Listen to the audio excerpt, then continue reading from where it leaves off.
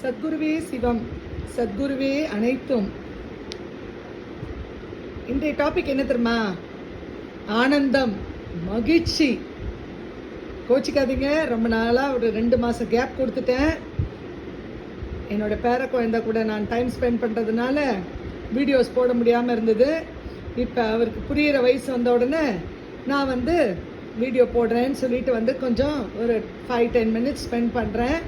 இனிமேல் டெய்லி போடுறதுக்கு, உங்களுக்கு போஸ்ட் போடுறதுக்கு நிச்சயமாக முயற்சி செஞ்சு போடுறேன். தயவுசெய்து மன்னிச்சிருங்க. ஆனந்தம், மகிழ்ச்சி. ஒரு குட்டி கதை சொல்கிறேன் நான் உங்களுக்கு. பொறுமையாக கேளுங்க. நம்மளை நிறைய நம்ம மாற்றிக்கலாம்.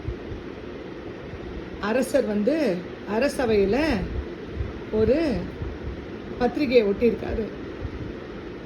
நாளை அரச விருந்து கொடுக்கப்படும், எல்லோருக்கும் அரச விருந்து, அரச உடையில் வரவங்களுக்கு அரசர் விருந்து கொடுக்க போகிறேன்ட்டு எழுதியிருக்காரு. அங்கே ஒரு வழிப்போக்கன், ஒரு பிச்சைக்காரர் படிக்கிறாரு. நம்மளுக்கெல்லாம் இதெல்லாம் எங்கேப்பா கிடைக்க போகுது? நம்மளுக்கு என்ன அரசரோட உடை இருக்கா, நல்ல உடை இருக்கா? கந்தல் உடையை வச்சுருக்கேன், கிழிஞ்சு போன ட்ரெஸ்ஸை போட்டுட்ருக்கேன், நாடோடி. எனக்கு சாப்பாடு இடம் கிடையாது, தங்குற இடம் கிடையாது. எங்கே சாப்பாடு கொடுக்குறாங்களோ அங்கே தான் நான் ஓடுவேன் அப்படின்னு சொல்லி அந்த பிச்சைக்காரர் ரொம்ப வருத்தப்படுறாரு. நைட்டெல்லாம் யோசிக்கிறாரு, என்ன செய்யறது, நம்மளுக்கு ஒன்றுமே தெரியலையே, வழியே தெரியலையேன்னு. மறுநாள் காலையில் என்ன பண்ணுறாரு, ரொம்ப தைரியத்தை மனசில் நம்ம வர வச்சு கொண்டு நேராக அரண்மனைக்குள் நுழையிறாரு. அரண்மனையில் நுழைஞ்சு அங்கே காவல்காரங்கிட்ட நான் அரசரை பார்க்கணும், அரசர்கிட்ட பேசணும் அப்படின்னு கேட்குறாரு பர்மிஷனு.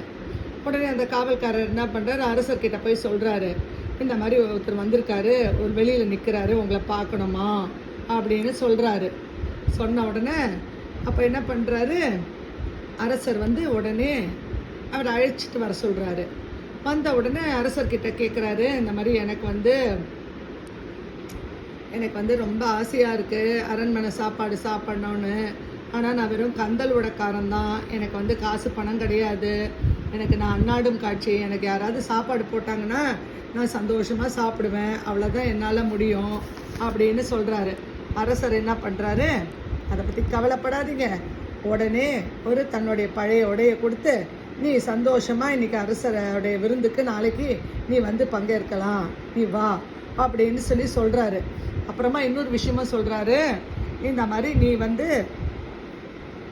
இந்த உடையை துவைக்க வேணாம், க்ளீன் பண்ண வேண்டாம், ஒன்றுமே வாசம் வராது, கிழியாது, உன்னுடைய வாழ்நாள் காலம் ஃபுல்லாக இந்த உடையிலே நீ இருக்கலாம், நீ சந்தோஷமாக இருக்கலாம், மகிழ்ச்சியாக இருக்கலாம்னு சொல்கிறாரு. இவர் என்ன பண்ணுறாரு, இவர் ஏதோ சும்மா பொய் சொல்கிறாரு இந்த அரசர் நினச்சிக்கிட்டு அந்த புது உடையை போட்டுக்கிட்டு கண்ணாடி முன்னாடி பார்க்குறாரு தன்னை. அட, அவ்வளோ அழகாக இருக்கனே, என்னோட உடல் இப்படி ஒரு அழகான உடலா? இந்த இத்தனை நாள் கந்தல் ஆடையை போட்டு பார்க்கவே அருவருப்பாக இருந்த உடல் நல்லா துணிமணி போட்ட, அரசரோட துணிமணி போட்ட உடனே இவ்வளோ அழகாக இருக்கனே அப்படின்னு சொல்லி அந்த உடையை போட்டுக்கிட்டு இருக்காரு. ஆனாலும் ஒரு மனசில் ஒரு ஓரத்தில், நம்மளுக்கு தான் மனசு ஒரு குரங்காச்சே, மனசில் ஒரு ஓரத்தில் தோணுது, சும்மா அரசர் சொல்லியிருப்பாரு, நம்மளை சாட்டிஸ்ஃபை பண்ணுறதுக்கு, நம்மளுக்கு ஆறுதல் சொல்கிறதுக்கு சொல்லியிருப்பாரு அப்படின்னு சொல்லி, இந்த ட்ரெஸ் கலையாது, கிழியாது, இப்படியே இருக்கும், ஓ வாழ்நாள் ஃபுல்லாக இப்படியே சந்தோஷமாக இருப்ப அப்படின்னு சொல்லியிருக்கார் போல் அப்படின்னு சொல்லிட்டு என்ன பண்ணுறாரு, அந்த நல்ல உடையை போட்டுக்கிட்டு இந்த கந்தல் உடைக்கு வைக்கிறதுக்கு இடம் இல்லை. வீடு இருந்தால், வாசல் இருந்தால் தானே வைக்கிறது, நம்மளுக்கு கபோர்டு பீரோலாம் இருந்தால் தானே கொண்டு போய் இந்த பழைய ட்ரெஸ்ஸை வைக்கிறதுக்கு. அந்த கந்தலை திருப்பி ஒரு மூட்டையாக கட்டி கையிலேயே வச்சுக்கிறாரு. அரசவைக்கு வந்துட்டாரு, விருந்தில் சாப்பிட உட்காந்துட்டாரு. ஆனால் அவரோட மனசு இந்த விருந்தை சுவைச்சு சாப்பிட முடியல.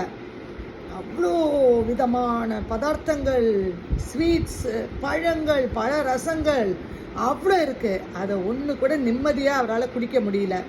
அவரோட மனசு ஃபுல்லாக இந்த கந்தல் உடையே தான் ஞாபகம் வச்சுக்கிட்டு இருக்காரு. கையில் வைக்கிறாரு, இதுக்கு எடுக்கிறாரு, திருப்பி மடியில் வச்சுக்கிறாரு, வைக்கிறாரு, எடுக்கிறாரு, இப்படியே தான் அந்த விருந்தை அவர் சந்தோஷமாக வச்சு சாப்பிட முடியல. அவர் மனசு அப்படி பாடாப்படுத்துது. அட என்னடா இது, நம்மளுக்கு விருந்து கொடுத்து கூட நம்மளால் சாப்பிட முடியாமல் இருக்கமே சொல்லி மனசு வருத்தப்பட்டு எப்படியோ விருந்தை சாப்பிட்டு முடிச்சுட்டு திருப்பி அந்த கந்தலோடைய கையில் தூக்கிக்கிட்டு அரசர் ட்ரெஸ்ஸை போட்டுக்கிட்டு ரோட்டில் போயிட்டுருக்காரு. அவர் ஆஸ் யூஷுவல் ரோட்டில் அப்படி போய் சுற்றிக்கிட்டு இருக்காரு. ஏன்னா வீடே கிடையாது பாருங்கள் இவர் கந்தல். அதனால் என்ன செஞ்சா அவங்க எல்லாரும் வந்து கந்தல் பொதி கிழவன்னு பேர் வச்சுட்டாங்க. எப்போ பாரு கந்தல் வந்து தன்னுடைய ஆடைய கையிலேயே பொதி சுமந்துக்கிட்டே சுற்றிக்கிட்டு இருக்காரு. அப்படி வயசாகிட்டு ரொம்ப அவருக்கு முடியாமல் படுத்திருக்காரு. அப்போ அரசர் வராரு. அரசர் வந்து பார்க்குறாரு. பார்த்தா அந்த கந்தலோட தலைமாட்டில் வச்சுருக்காரு. இந்த அரசர் உடைய போட்டுட்ருக்காரு. ரொம்ப வருத்தமான சோகமான மூஞ்சை வச்சுட்டு அரசர் பார்க்குறாரு இந்த ஏழையை. பார்த்த உடனே என்ன இவர் வந்து மாறவே மாட்டுறாரு, இவர் கந்தலோடைய வெறும் தலைமாட்டிலே வச்சுருக்காரு. மனசு பார்த்திங்களா அந்த கந்தலோட மேலேயே இருக்குது. ரொம்ப வருத்தப்படுறாரு. இவ்வளோ நல்ல உடை கொடுத்து கூட அந்த பழைய கந்தலோடைய தூக்கி போடாமல் வச்சுருக்காரு. இவருக்கு எங்கே ஆனந்தம் கிடைக்குது, மகிழ்ச்சியே இல்லாமல் சோகமாக இருக்காருன்னு வருத்தப்படுறாரு. அரண்மனையிலேருந்து வந்து அரசர்.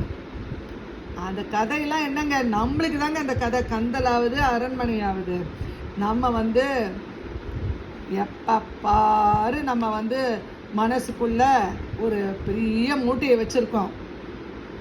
என்ன மூட்டை அது? விரோதம். யார்கிட்டயாவது விரோதம் பண்ணிக்கிறது, கோபம் வச்சுக்கிறது, அப்புறம் சோகமாக இருக்கிறது, பகைமையை வளர்த்துக்கிறது, இந்த வேண்டாதது நிறைய குப்பையை தலையில் சேர்த்து நிறைய குப்பையை சேர்த்து வச்சுருக்குறோம். அந்த குப்பையை தான் நம்ம மனசுக்குள்ளே போட்டு எப்பப்பாரு யோசனை பண்ணிக்கிட்டு இருப்போம். கடவுள் வந்து ஒரு மகிழ்ச்சியான ஒரு தென்றல் கொடுப்பாரு, சந்தோஷமாக கொடுப்பாரு.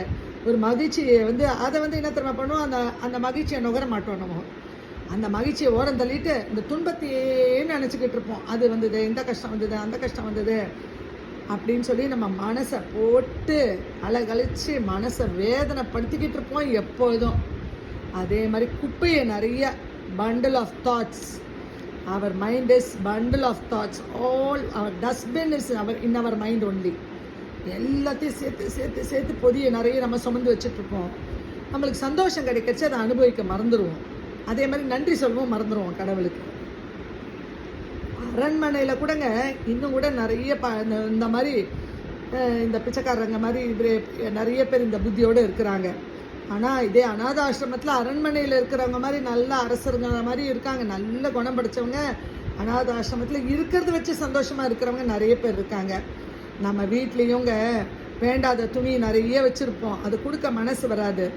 இன்னொரு நாள் யூஸ் பண்ணிக்கலாம், அதுக்கு யூஸ் பண்ணிக்கலாம், இதுக்கு யூஸ் பண்ணிக்கலாம், இப்படி வச்சுக்கலாம், அப்படி வச்சுக்கலாம்னு குப்பை சேர்த்து குடோன் மாதிரி ஆக்கி வச்சுருக்குறோம்.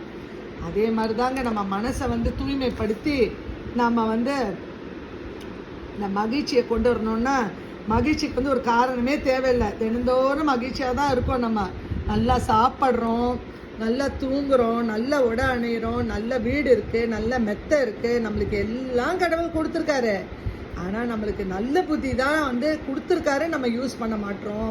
அப்பப்போ இந்த என்ன சொல்கிறது, இந்த பேய் புத்தி நம்ம மனசுக்குள்ளே வந்து ஆட்டி படித்து நம்மளை கெட்டதே நினைக்க தோணுது. நம்ம மனசை வந்து மகிழ்ச்சியாக இருக்கிறதுக்கு ஏற்க மறுக்குது. நம்ம மனசு தாங்க காரணம். அதனால் நம்ம மனசை குழந்தை மாதிரி நம்ம சந்தோஷமாக வச்சுக்கணுன்னா இருக்கிறத வச்சு சந்தோஷமாக வாழ்க்கையை வாழலாம். அதை விட்டுட்டு நம்ம வந்து பறக்கிறத பார்ப்போம். எப்பவுமே பறக்கிறதுக்கு தான் பார்ப்போம்.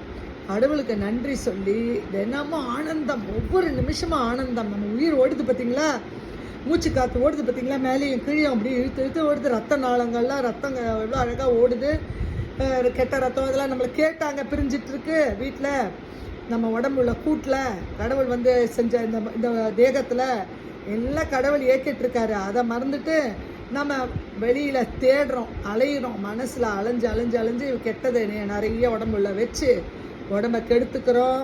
உடம்புல எல்லா வியாதியும் வருது, புதுசாக வியாதி வருது. கெட்ட எண்ணத்தெல்லாம் தூக்கி எரிஞ்சு விட்டு நல்லதாக இருந்து மகிழ்ச்சியாக ஆனந்தமாக பரமானந்தத்தை அனுபவிக்கணும். கடவுளுக்கு நன்றி சொல்லி வாழ்வோம், மகிழ்வோம். அடுத்த வீடியோவில் உங்களை சந்திக்கிறேன். வாழ்க வளமுடன், நேர்மையாக. Stay placed.